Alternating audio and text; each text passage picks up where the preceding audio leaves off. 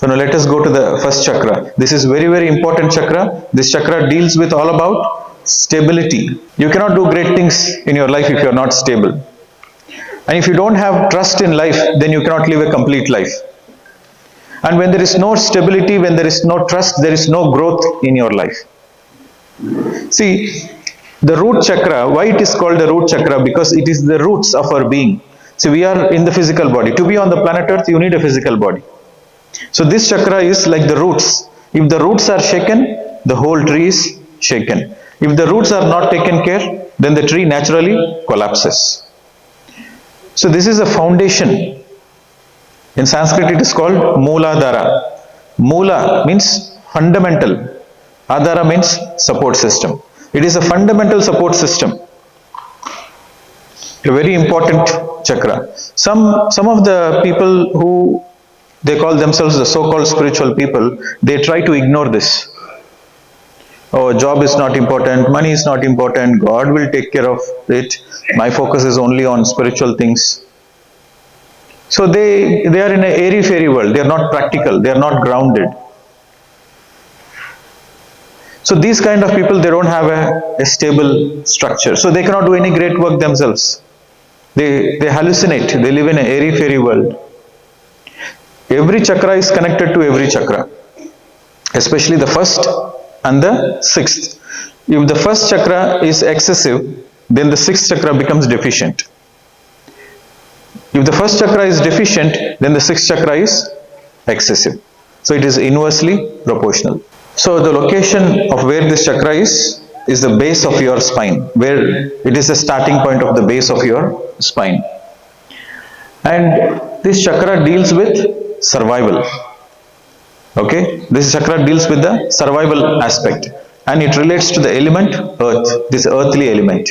Basically this chakra relates to your physical well-being, not your emotional well-being. Your emotional well-being is your second chakra, but this chakra is your physical well-being. You have to understand that physically if you are not well, then you cannot live your purpose of life. So your physical health is very, very important. Sometimes people overrule it. Oh, physical health is not so important, but spiritual health is very, very important. No, physical health is very important. You have to do your exercises. You have to take care of your body. You have to eat the right food. You have to be sensitive to your body. You have to give proper rest to your body. You cannot take your body as granted. It is very important. So this chakra deals with that. And especially your survival, job, income, security. So all these aspects we'll see in this chakra. The main cause for the imbalance of this chakra is fear. If you have fear in your life and you are making decisions out of fear, then it simply means your support system is totally shaken. You don't feel supported, you don't feel stable, and you don't feel belong to the planet Earth. You know, sometimes people, they say, oh, I want to go back home. This place is not for me. Why they feel that? They feel that because they don't feel belonged here. Because this chakra deals with the element, earthly element. So when this chakra energy is in balance, you feel totally stable, secure, you feel belonged. You feel, yes, this is my place, earth is my place. But when this chakra is not in balance, you are always airy-fairy. You are always like, okay, I'm ready to go back home because earth is too much for me, too many challenges. Lot of politics, lot of survival issues, no real love here. So you will have these kind of thoughts when you don't feel belonged to this earth. Basically, it is a lack of trust in life.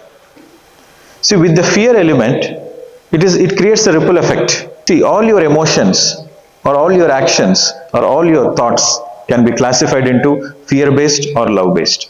Your thinking can be fear-based thinking or love-based thinking. Fear-based thinking, we call it as negative thinking. Your emotions, if it is fear-based emotions or love-based emotions. Can you give some example of fear-based thinking? There are many examples, like, you hallucinate, you start thinking, okay, my son is going there to US, so he might become a Christian, he might become a meat eater. He has not done it, but it is your own fears. But where are the origins of these fears? There should be an origin for this fear. So somewhere deep down, you don't trust yourself. When you don't trust yourself, you don't trust your children. When you trust yourself, you trust your children. This is a direct relationship. Another example is sometimes people accumulate too much of property, hoarding. They already have a house, but they want to have one more house. They want to have one more house, one more. They keep on accumulating the property. So why they are doing it? Again, it is a fear-based thinking. The fear-based is, okay, I should survive, my next generation should survive, my next generation survives, so my 3-4 generations should survive. So that means they don't have trust that their child is capable to earn money. Because they fear that what if he doesn't earn money, so I better save some property for him. So the accumulation of property, the hoarding of property, and also the greed, what is the basis of the greed? Again, it is a fear energy. Because deep down you feel fearful, that's why you are greedy to get more and more. The entire insurance industry survives on one factor, which is fear. Now just imagine if fear is not there. The entire insurance industry will collapse. With that, the banking industry will collapse. With that, the money system will collapse. So if you just think from a superficial perspective, from a higher perspective, it is the fear which the governments is using to make you work. Most of you are doing the work which you don't like. You are not passionate about it. There are only few blessed ones who do the work of the passion.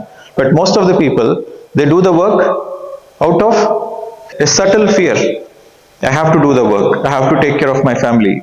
So if I don't do this work, then if I choose the work which I am passionate about, it may not give me good money. I may not be able to take care of my family. So it is the fear. That's why you see the governments, especially in the Western world, they'll say, okay, job losses. There's a lot of fear. The moment you read economy is going down, there is a fear. And this is the way the politicians, they market themselves. If we come to power, we create jobs. So you have to be very careful that just because you get a job, it doesn't mean the fear goes away. Have you tried it? Just because you have some property, the fear doesn't go away. The fear remains because it is inside you. It has nothing to do with outside. Have you seen people who are millionaires but still they are fearful? They have a government job but still they are fearful. So if money can give you trust, if money can take you the fears out, then all the people who have money, they should be fearless. But are you seeing the people who have money fearless? In fact, the people who have more money are more fearful. Because the people who have more wealth, they are not only fearful about robbers and thieves, they are fearful of their own children. Because they are fearful whether the child can take it forward, the wealth and multiply and the business lineage. So fear is an intrinsic quality, like it is a quality within you. If you want to work on that fear, there is nothing to do outside, but there is something to do inside. So how fear manifests is anxiety, insecurity, disconnection from the body, financial instability, trust issues. So these are some of the aspects the fear energy manifests in your day-to-day life. We can go with examples one by one. The more you have fear, the more you feel unstable in your life. There is a constant anxiety going within you. You don't feel healthy within you because of this fear energy. Yeah? And then you feel disconnected, you feel grounded, see, sometimes people have this, when they don't have this focus, because they are totally distracted. They don't feel grounded. The person who is totally grounded is able to absorb to the depth of it. The person who is not grounded, he cannot focus. He is not stable. He is not grounded. Not only from the body perspective, from the mind perspective also. Your body, the health of your body depends on your mind. Yes, mind impacts the body. Vice versa, body impacts the mind also. If you feed your body healthy food, then you will notice that the thoughts are positive. You eat more, you can do this real experiment. You eat more fruits, then there is no much agitation, there is no much tension, anxiety within you. But if you eat the food cooked by a negative-minded person, so the hands which cook matters. The energy of the person goes into the food. That's why they say mother's food is the best food, because the mother cooks the food with love. So that is the best food. lot of love energy. But if you eat the food outside from a restaurant, what energy you have? Energy of business. And the person who is cooking, probably he is taken for advantage. He is not paid well. So he is going so much of frustration in his life, and all the frustration you will feel when you eat that food. There are certain foods like garlic. If you eat garlic, it increases your fear energy. So for the people who are eating garlic, I want you to do this simple experiment for just 10 days. Only 10 days. Don't eat garlic. Avoid garlic in every possible way. Even if you are eating outside food, first of all, avoid eating outside food. If at all you have to eat, make sure you are eating a food which doesn't have garlic. For 10 days, you don't eat garlic. 11th day, you eat garlic. You will notice the day you eat garlic, that day you will have more anxiety, you will have more fear. Just do this simple experiment. You will come to know what garlic does. Garlic is the only food which is like a spy. It is a spy in the vegetarian kingdom. You know what a spy is? What a spy does? He pretends to be your friend, but actually he is an enemy. So garlic is part of the vegetarian kingdom, vegetable kingdom, but it actually is created by a Rakshasa, Asura. It is created by the Rakshasas because when you eat garlic, then you start having this fear energy. The moment you have fear energy, it is easy to control you. If you have trust, nobody can control you. But if you have fear, everybody can control you. So it is the dark forces which has introduced garlic to induce the fear consciousness. We have every plant, every vegetable, everything is created by the nature spirits, rishis, devas. Do you know that, right? Everything is created by the higher masters. But garlic is created by a negative force. So that's why yogis don't eat garlic. If you really want to know about garlic, then you meditate intensely, open your third eye and see for yourself. Garlic is one food you can avoid so that the fear energy, you can stop the fear energy. The garlic amplifies the fear energy. You can do this own experiment. If you are eating meat, how does the bloody food come? It is out of love. When an animal is getting killed, what does the animal go through? Does any animal happily dies? You are taking a knife and you are going to chop the animal. Does any animal says, okay, I am happy, kill me. I want to be your food, please kill me. Does any animal say that? The animal goes through extreme amount of fear. Whenever the animal goes through fear, it releases a lot of adrenaline. What does the adrenaline do? It fights or it fights back. That is what the adrenaline does. Adrenaline is basically a fear hormone. So few seconds before the animal is going to be killed, the animal knows that it is going to be killed. So it releases a lot of adrenaline. And when you are eating that meat, you are directly consuming the fear energy. So when you are eating meat, naturally you go through a lot of fear energy. You can do this experiment. Again, I want you to do this experiment. For 1 month, don't eat meat. And every day you write down how you feel. How is your day? How are your emotions? You feel good in your body, you feel trust. How is life? So make a journal. On the 31st day, eat meat. And the day you eat meat, you are full of fear, you are full of worries, you are full of anxiety, you are full of tension. So these are the simple experiments you can do. I was a meat eater myself once upon a time. Through my meditation, my consciousness shifted, I learnt my lesson. But according to the scientific aspect, we should always go with the experiment. You should not become a vegetarian just because I say it. You should become a vegetarian out of your own experiment. Change is something which happens from inside. Change doesn't happen from outside. Just because somebody says you cannot change, you will not change. But if it is an inner calling, if it is your own experiment, then of course you will change. If you want to come out of your fear, you have to stop giving fear to other animals. Yes or no? Simple, law of karma. What you give comes back to you. You want peace in your life, but you are giving fear to other animals? The nature law doesn't accept it. What you want, you give it first. You want peace in your life, you be peaceful with every living being. Then naturally peace comes to your life.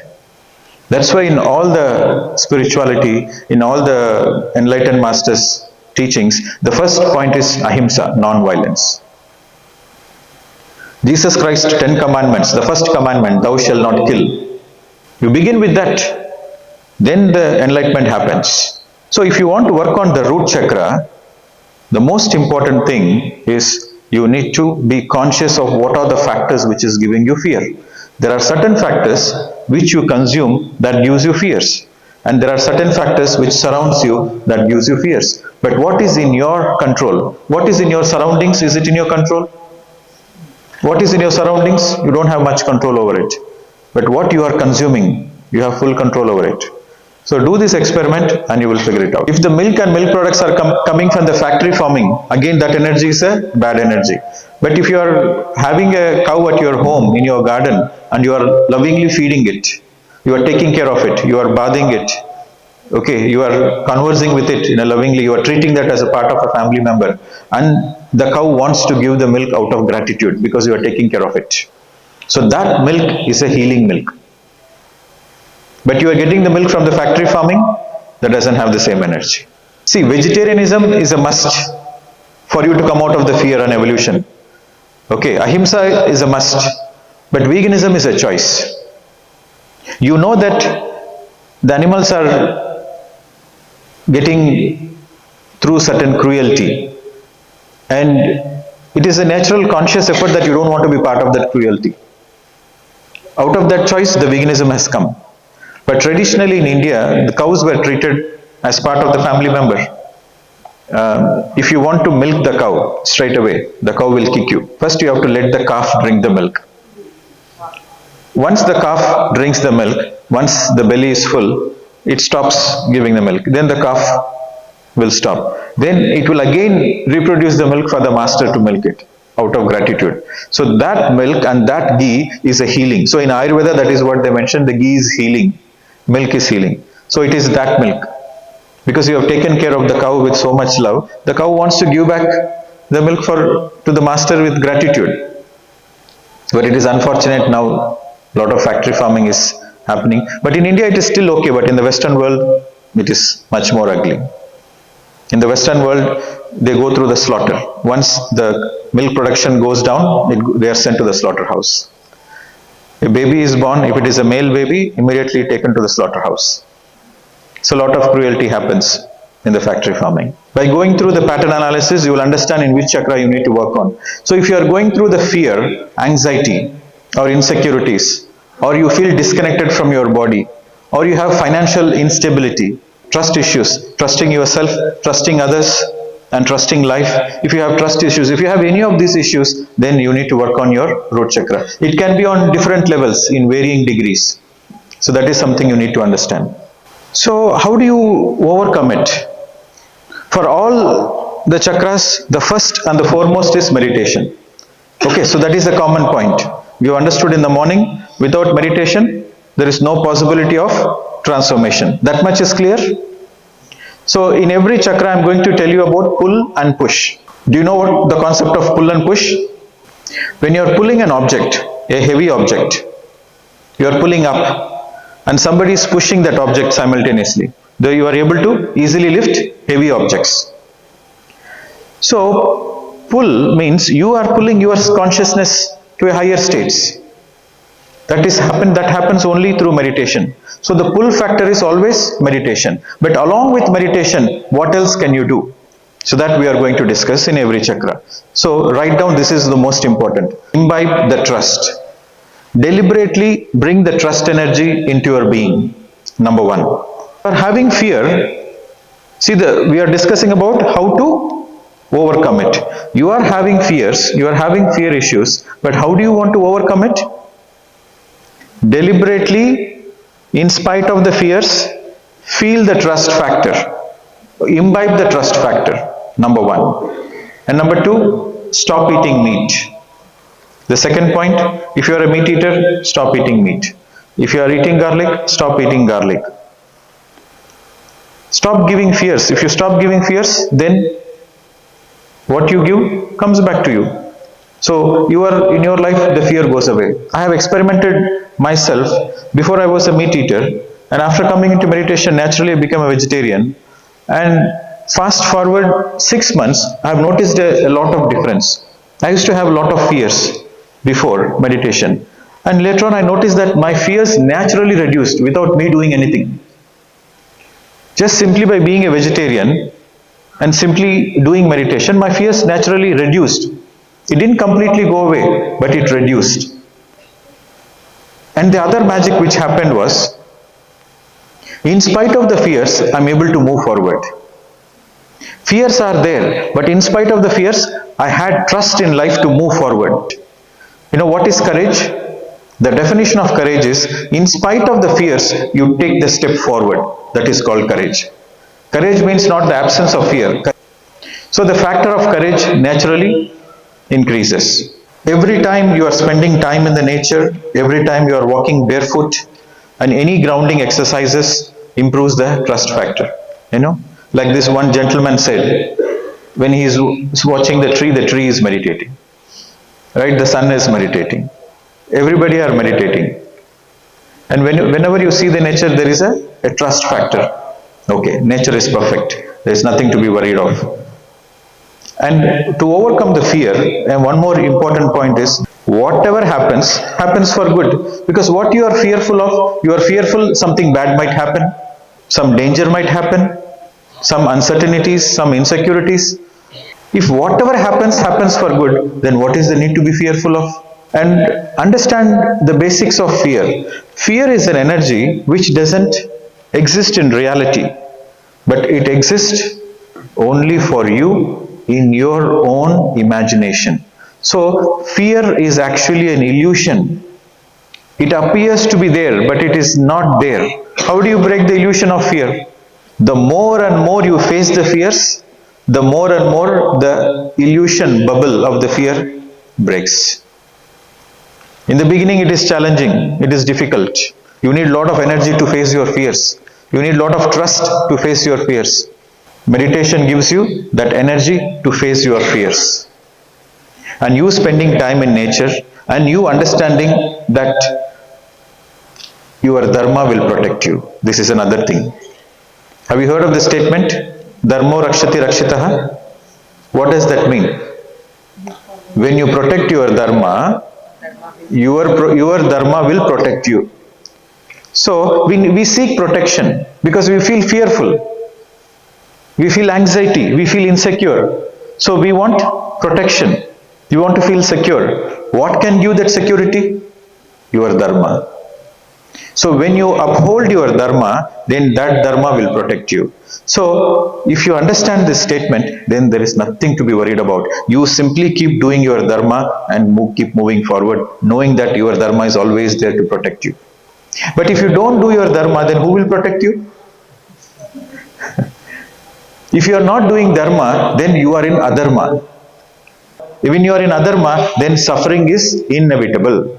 When you are in the path of your dharma, that dharma will protect you. That dharma will give you security, safety. It will take care of you. Dharmo rakshati rakshitaha. And when you understand this, then the first thing you will focus on is, I have to do my dharma. Dharma is born out of the truth. If you don't know the truth, you don't know what is the dharma. But when you know the truth, you perfectly know what is dharma as well. So that is the relationship between Satyam and Dharma. Satyam is truth. How do you know the truth? What is the truth? What is the definition of the truth? That which is eternal, that which is Shashwat is the truth. But that changes is not the truth. That which changes is not the truth. That which is eternal is the truth. Your body changes, your mind changes, your intellect changes, everything changes. Even on whatever you see on the planet Earth changes. Everything is constantly changing. Yes? Whatever you see on the planet Earth is constantly changing. Inside you also it is changing, in your body is also changing, externally also everything is changing. But there is one thing which is eternal. that is you, your soul, your Atma is eternal. So that which is eternal is the truth. Your Atma is the truth. So when I say your Atma is the truth, how do you decode it? How do you integrate it? How do you understand it? You know that, okay, your Atma is the truth. Theoretically you know, but practically it is not your experience. So if it is not your practical experience, it is of no use. The more you meditate, the more you will practically realize that you are a pure consciousness. The more you will realize that you are not the body, you are not this identity, you are more than that, you are more than that. You are a pure consciousness. So that realization that you are a pure consciousness liberates you. And you will perfectly understand that this is Maya. The whole world is a Maya. The so-called life is a Maya. As Shakespeare said, the whole world is a stage. We strut and fume, do our part and depart. See, you will depart the earth. I will also depart the earth. But what is more important is the work we do. So when you understand this from your practical perspective, you will not make a mountain of a mole. You will not make issues, big issues from small. Just you will go with the flow. You will see that, okay, it's a perfect drama. So this realization, what is Nitya and what is Anitya. Nitya, Anitya, Viveka, Vicharam should be there every single day for you to come out of the fears. Underline this point. You need to use your Viveka to Vichara, to analyze. You need to use your intellect to analyze what is eternal and what is temporary. What is the truth? What is Maya? So when you do this Viveka Vichara, then you are out of all the fears. Then there is trust in life. When you know this truth, then you know your dharma. So what is the definition of dharma? Dharma means sole duty. It is your duty. You have no choice. You have to do it. If you have given birth to your child, your dharma is to take care of the child. It is your sole duty. Okay. To take care of yourself is your sole duty. It is your dharma. Again, dharma has two aspects. Swadharma and Paradharma. There is another English word to understand dharma. It is called righteousness. Dharma, in other words, is called righteousness. Righteousness from which point of view? From the mind point of view? From the intellect point of view? Righteousness from the soul point of view. So dharma means soul duty. The other way to understand is righteousness. As Jesus Christ said, seek ye the kingdom of God and his righteousness first, all else will add unto it. It's a very powerful statement, very beautiful statement. Seek the kingdom of God. Again he said the kingdom of God is within.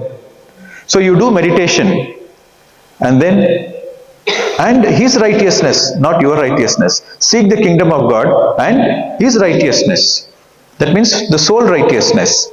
You seek it, then all else will add unto it. That means you do meditation and you do your dharma. Whatever you want in life, it will come to you. You don't need to go behind anything. This is the ultimate truth. From this perspective, where is manifestation? Why you want to manifest? You do your dharma, then whatever you want, it will come to you. Game over. Truth is simple, but we complicate it unnecessarily. You live in Satya. You seek the kingdom of God, which is within. Go within and do your dharma. Whatever you want, it will follow you. Very simple statement. Again, we have in Sanskrit a beautiful statement. Dharmo rakshati rakshitaha. Arey bhai, don't fikr mat kar. Don't worry about anything. Just do your dharma will protect you. Game over, go home. Truth is very simple. So when you imbibe this truth, then you can easily overcome your fears. You can easily work on your fears and you can transform the same energy into trust. This is the only way, my dear friends. This is the only way, no other way. Meditation number 1 and number 2, do your dharma. And when you are doing meditation and when you are in the path of dharma, you will have all the energy to face your fears. Whatever might be the fears, you are ready to face it. Even if death comes, you are ready to face the death because you know the truth, there is no death. So where is the fear? There is no, even if the fear should fear you. If you are living in truth, the fear will fear you. But if you are living in untruth, you are living in adharma, then you are engulfed with the fears. Now, some of the traumas, why the fear has come in the first place. Now, mentally, the simple idea is it is your karmas. Based on your past life karmas, it manifests into fears. But let us go into a little practical aspect. Sometimes you go through unwanted pregnancy. You feel dejected. Because if your parents didn't plan it and it is an unwanted pregnancy, then always you don't feel belong to this place. You don't feel grounded. And birth trauma. Some people, they go through traumas in their birthing process. It's not a normal delivery. So sometimes it is complicated. So that time also, the first time the baby goes through that, the choking, the fear. Okay. And especially in your childhood days, when you go through neglect or abandonment. You know what is neglect? Yeah. So the child needs to feel loved. The child needs to feel safe, secure, grounded. But suppose if you have 10 children, you are one among the 10, and your parents doesn't have much time to care for you. Or your parents are so busy in their own work, in their own busy world, they are not giving you much care and attention and time. You feel neglected. And sometimes you feel abandonment also, abandonment issues. Like sometimes the parents might threaten you. If you're not listening to us, we'll give it away to somebody else. Or we'll put you in the hostel. Right? So these kind of things makes the child feel, the fear of abandonment comes. As a child, the child feels, oh, what if my mother is not there? What will happen to my life? So this kind of hallucination, like the imagination the child goes through. Or sometimes, the child is taken to a crowded place. The child is lost for a while. The child goes through such a panic, right? So at that time, the parents should say, nothing will happen to you. We are always there for you. So if this kind of proper support system and counseling is not given, the child feels like a trauma. The child goes through a trauma. The abandonment issues are there. And the same abandonment issues will go throughout the life until you work on that fears. The abandonment fears you have with your parents, interestingly, you will have the same abandonment fears with your partner. As a child, you had that abandonment fears. Like what happens, if something accident, for example, like you're a small boy or a small girl, your friend's mother has passed away. And suddenly that triggers a fear. Oh, what if I lost my mother? Will I be able to survive? So you go through that fear, abandonment fear. And the same abandonment fears will reflect even when you grow up. You are fully safe and secure, but still that fears are inside you. And even when you are in a relationship, you always have this abandonment fears. What if my partner leaves me? Right? So you have to really look deep into it. And divorce, the parents going through divorce impacts the child. The child needs to be given proper counseling before the divorce process. But unfortunately, that doesn't happen in most of the families. So the child feels, oh, it is because of me my parents are getting divorced. But the child is not the reason, but the child internalizes that. Okay, so it is the divorce and also some illness. When there is any family member going through certain illness, the child has to be properly counseled. Or else the child fears, oh, I might also get the illness when I grow old. Some people have the fear of illness, fear of old age, right? Fear of ill health. So you have to see where it is coming from. And sometimes punishments also. If you are punished, if a child is punished without telling the reason, then the child feels totally lost. First you have to tell the child. First of all, there should be no punishment. But if at all you are punishing, the teacher or a parents, they should tell the child, you have done this mistake and this mistake should not be repeated. So at least that communication is very important. But some parents, they will simply, the child has done a mistake, the child has no clue what mistake it has done, they will simply start beating the child or scolding the child. So then what happens? What kind of feeling the child will have?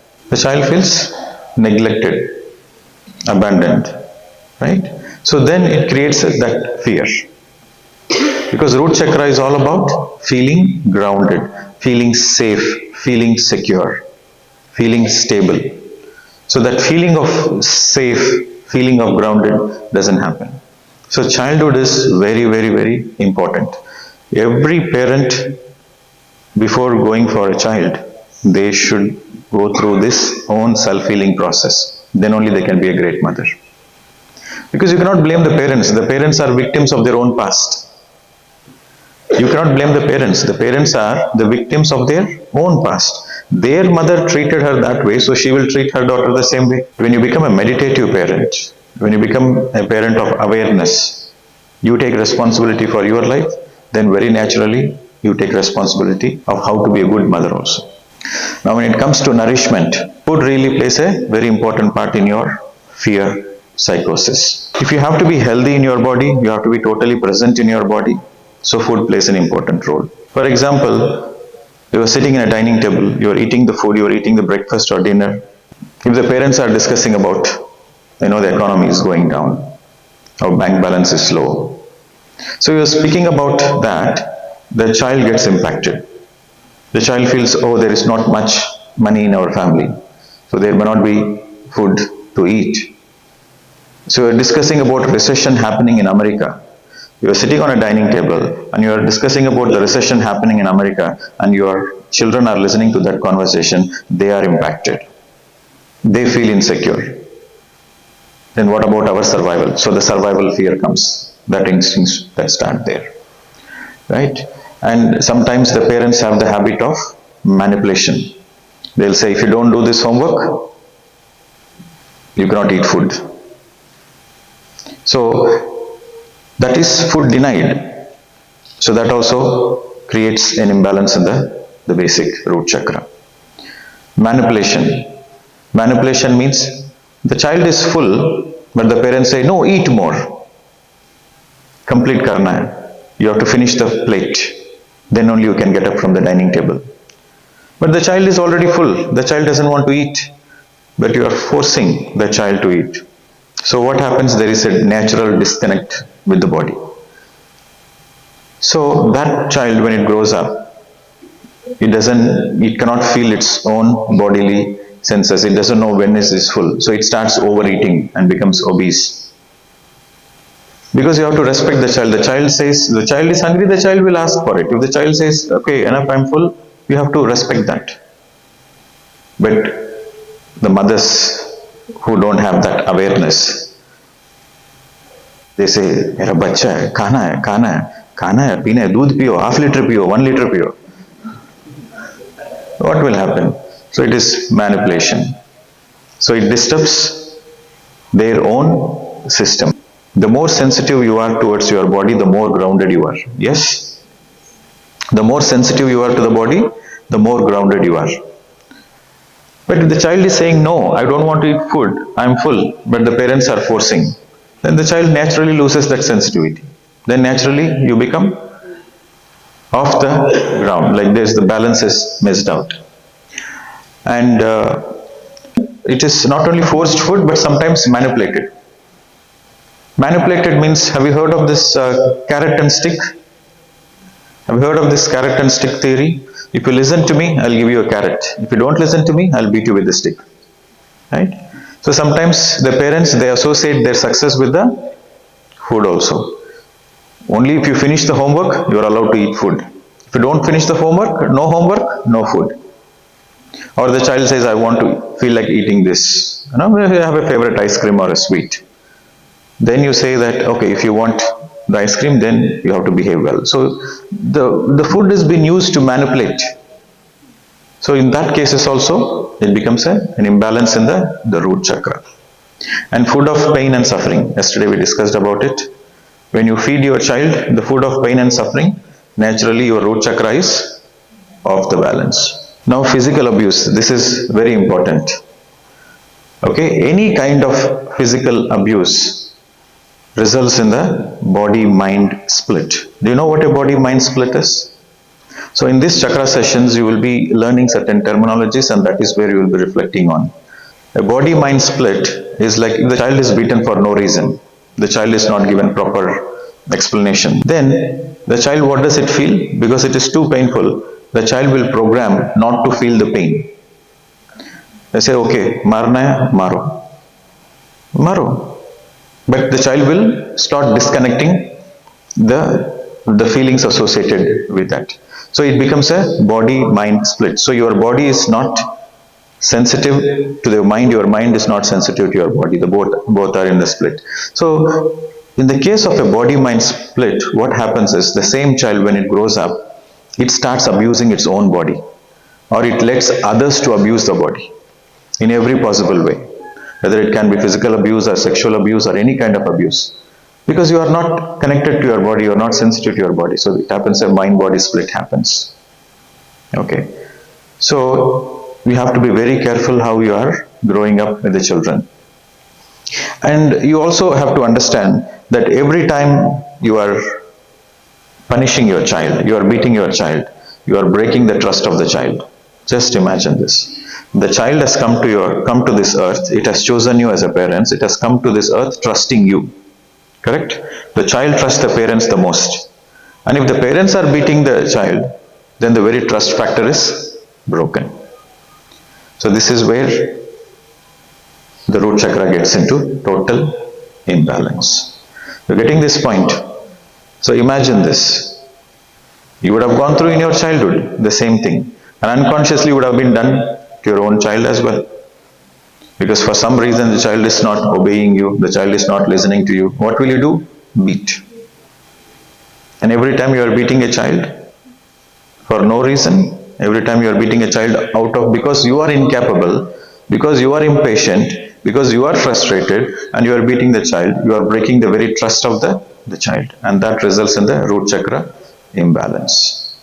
And the mind-body split is like, sometimes people, they cannot feel when they are hungry, or sometimes they cannot feel when they are full.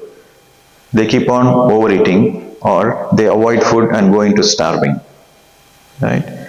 And this is a classic example of mind-body split. Sometimes in some families there is an abuse, like there is a physical abuse. The husband is beating the wife, or the wife is beating the husband. In these days, wife also beats the husband. So vice versa, either way. So they are beating, and they will say like, okay, this is part of the marriage. Husband has every right to beat the wife, so let him beat. This kind of psychology is because of the body-mind split. Okay, next. And we discussed about it. The parents, when they speak about their own fears and insecurities, they are naturally passing it on to their children. So this is where the surroundings, yesterday we discussed about an example. You don't have a fear, but the surroundings are impacting you. You don't have fear. For example, you are working in a company, you don't have a fear of job loss, but everybody is discussing and speaking about your job will go away and how you are going to survive. If one person speaks, okay, you will resist. Okay, that is his problem, that is not my problem. 2%, you will resist. 3%, the entire office is discussing about it. Naturally, you will get that fear vibes. Children are very sensitive. That is why it is the responsibility of the parents that if at all they have to discuss anything in person, they should discuss when the children are not there. But if they are discussing in front of the children, then it affects the psyche of the children. So that is where the fear consciousness gets induced as a child. So if the energy is deficient in this chakra, in the root chakra, if the energy is deficient, that means, deficient means very low energy. Yesterday we discussed about excessive and deficient. When does the low energy happen? The deficient happens when you avoid the challenges, when you escape from the challenges. It becomes deficient. When you overdo it, when you are over fighting it, it becomes excessive. Excessive is also not right, deficient is also not right. Avoiding the challenges is also not right. Too much focusing is also not right. So some of the qualities of a deficient chakra is poor grooming and hygiene. If somebody is very poor in their hygiene and their grooming habits, that's very much sure that they are not in balance in the root chakra. It is a deficient one. And notably, they are underweight. They are mostly fearful, restless, anxious, and they are mostly in their daydreams. They are in their fantasy worlds. They don't look into the practicals of life. They are always airy-fairy. They are not practical. They don't think about how to pay the next month's rent. I should do some job to pay for my next month bills and children, take care. But rather they'll be like, I want to do meditation. I want to do intense meditation. I want to activate my kundalini. I want to get enlightened. Why to waste time and energy in this job and all the things? Let me get enlightened first. And let me directly go to the higher worlds. So they are not grounded. So they have become more of a escapist. They don't take responsibility. They live in an airy-fairy world. Okay. And poor focus, discipline, like when somebody is saying something, they cannot concentrate, they cannot focus, and the discipline is very poor, and they are very disorganized, and naturally they have financial difficulties. So people who have financial difficulties, they come under this category because they are not well organized in their life, because they are not grounded, they are not practical. Okay, next. Now let us see the excessive one. In the same chakra, if the energy is excessive, that means they are too much into fighting mode, right? Unnecessarily they are concerned, worried, they are overdoing it. So these people, they like routine. For them, okay, my breakfast is 8 o'clock, that's it, 8 o'clock. 7:30 they won't eat, 8:30 they won't eat. 8 means 8. They are very rigid. You have to eat food when you are hungry. But these people, they are too much. The energy is too much. So they resist change. They are very rigid people. They are not flexible people. They are not the people who go with the flow. They are like, no, I am the organizer. It should be this way, that's it. You are organizing to help the people go with the flow now. So they don't have this mindset. They are like, no, this way. So this is excessive. Too much disciplining themselves. Okay?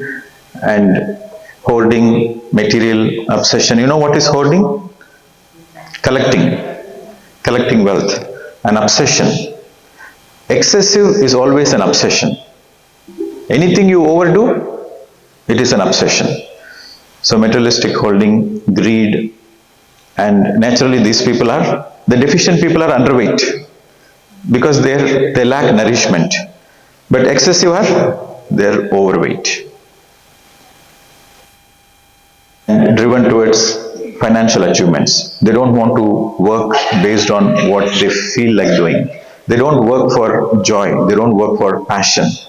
They are driven towards money. Okay, this job gives me more money, I'll go for that job. They don't care whether they like the job or not. They don't care whether it gives them job satisfaction or not, because they are driven towards financial achievements. That's it. You give me money, I'll do this job. That's all. Nothing more. That is an excessive sign. And very rigid boundaries. They are sluggish, lazy, and tired. Most of the time, because if the energy is excessive, it is too much burdening you, you become lazy. So frequently you become tired. Okay, lazy is different, tiredness is different. Lazy means you are not motivated to do in the first place. Tired means before you reach the goal, half the way you are exhausted. Because the energy is blocked, it is not in the flow. And very rigid boundaries. Very rigid boundaries in the sense like, they are not at all flexible. Okay, this is it. There is no more consideration. I go only by the rules. They're like, okay, this is the boundary and this is the rules. Excessive boundaries. You need to have boundaries, but you need to have healthy boundaries, not excessive boundaries. So you need to understand the rules are there to help the people. The rules are not there to trouble the people. If the same rule is troubling the people, you need to be flexible. Then that is a healthy boundary. No matter what, rule is a rule. 2 o'clock, the lunch is closed. You come by 2:05, even you are a diabetic patient, no food is given because rules are rules. So they are very rigid. So that is an excessive sign. Okay. So you need to be flexible. You need to be in a flow. But if you are too rigid, no, no, no, this is my principle. Put your principle in the place where it is needed. So rigid means they are not considering all the aspects of life. They are just narrow focused. Right? They are not able to understand others' point of view. So you need to understand, they are not able to understand others' point of view. They are only focused on their point of view. When you are only focused on your point of view, you are not able to focus on others' point of view, then you become rigid. Now let us look at what will be like a balanced characteristics. Balanced characteristics, because you are balanced in your root chakra, you feel a sense of wellness. You feel balanced. You are well organized. And there is a self-sufficiency. There is no need to depend on others. Financially, you are self-sufficient. Yes, your husband or your partner is making a lot of money, but you want to be self-sufficient. So instead of sitting at home thinking your partner is bringing money, you will do something which gives you joy. So you always focus on independence. Basic independence. Basic financial independence is a must for every woman, for the woman to flourish. If the woman doesn't have the financial independence, she cannot express her creativity. This is very, very important. Every woman should do some job which gives her joy. How much she earns doesn't matter, but she has to be financially independent. Then she becomes a strong woman, a powerful woman. A strong and a powerful woman doesn't mean that she is a macho. A strong and a powerful woman simply means she has a deep trust in life within herself. That is a strength. Good self-care practices. The security naturally is an inner security. You feel secure not because you have $1 million. Even if you don't have any money in your bank account, you feel secure inside because you trust life. You trust that, okay, today is taken care, tomorrow is also will be taken care. If I do the right things will come back to me. You are not a lazy person, but you believe that if I do the right things will come back to me. So you have that basic trust. So when you have that basic trust in life, there is an inner security. So even if you don't have any money in your bank balance, there is a smile on your face because you trust life. On the other hand, if you don't have the trust in life, if you don't have that inner security, even if you have $1 million in your bank account, you are still concerned and worried. You are concerned and worried, oh, what happens if the $1 million goes away? So money can never give you financial security. You have to underline this point. Money cannot give you security. It is your inner security, it is your inner trust which gives you security. Good self-care practices. Self-care practices means you are eating well, you are sleeping well. When you are tired, you rest. When you are feeling sleepy, you sleep. You take care of your body, because the physical body is the root of your existence on the planet Earth. Self-care practices. Some people, especially the mothers, some women, especially the Indian women and the Indian mothers, not all, some, they always take care of their children. They're always concerned about their husband and the children and the family members. But they don't live for themselves. They don't take care of their own physical self. For example, you have 4 rotis. They will give the 4 rotis to the children. Oh, let the children eat first. Okay, let the husband eat first. I don't need to eat. If they are happy, I'm happy. So that is not a good self-care. Okay, it is, as a mother, you want to feed your children. That is perfect. But you need to take care of your physical body as well, so that when you are stronger, you can be a better mother. And feeling safe, present and grounded. See, when the parents are feeling safe, grounded, naturally, the children are feeling safe and grounded. If the parents are not feeling safe and grounded, then children, the whole family is also disturbed. Now underline this. This is your own individual responsibility to feel safe. Then you have to do something. The problem is with you. You are not feeling safe. Life is perfect, but you are not feeling safe. You are not trusting life. So there is something within you. You have to work on it. Grounded. You know what is the meaning of grounded? Down to earth is humble. Imagine a tree. when there is a heavy wind. Once the wind goes away, it comes back to it. So the roots are very strong. Grounded means whatever is the situation, act according to the situation and feel grounded. Nothing can shake you, nothing can disturb you. So that very feeling, nothing can shake, nothing can disturb, that is the feeling groundedness. Challenges might come that can disturb you, but that cannot shake you. So that feeling the inner strength, my challenges can disturb me, it cannot shake my core values. So grounded means feeling grounded within yourself. When somebody is leaving, you say, okay, take care. So what to take care? How do you take care of yourself? How do you feel grounded? How do you feel mindful? I've spoken about it yesterday, but I'm going to tell you again. When you take care of your breath, you feel grounded. At any point of time you feel disturbed, just take a deep breath. You feel the life force energy totally, and it is that life force energy which will make you feel grounded.